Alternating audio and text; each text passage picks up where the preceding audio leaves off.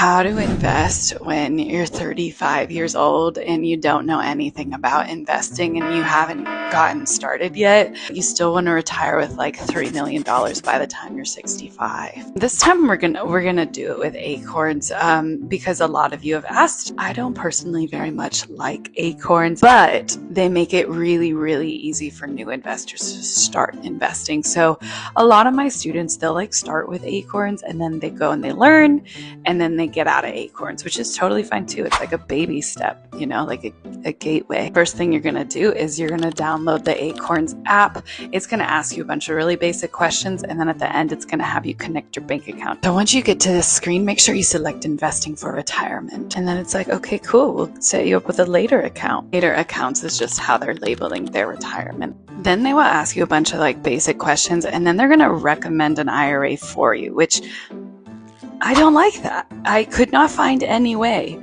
for me to not select a SEP IRA. They were just like, you know what you need a SEP IRA. And now I have a stupid SEP IRA that I didn't want. But since you're not self-employed, it should offer you either a Roth IRA or a traditional IRA, so you're fine. But the cool thing is once they suggest an IRA for you, they show you what investments they're going to put into the account for you. So for me, they put me in VOO, which is the S&P 500 index fund from Vanguard. So it contains 500 of the largest stocks in the US inside of it.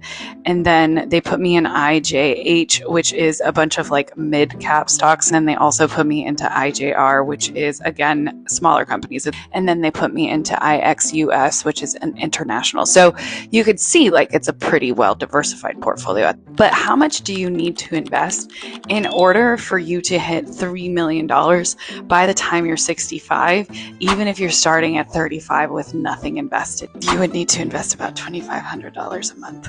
So first, when you're in your account, you would click on your later account up here. I don't have any fingers right now. Then once you click on your later account, you'll click down here on recurring, and then you'll get to this screen where you can put your recurring contribution of $2,500 a month. And that's it. Bing, bang, boom. You're invested in those 4 ETFs that whatever they picked for you. Listen, I know $2,500 a month is a lot of money. So what I want to remind you is that it's totally okay if you can't do $2,500 a month. Start with what you can and just kind of build from there, because every bit matters, because more money in the future is always going to be better than no money in the future.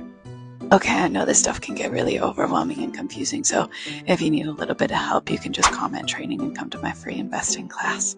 Okay, good job.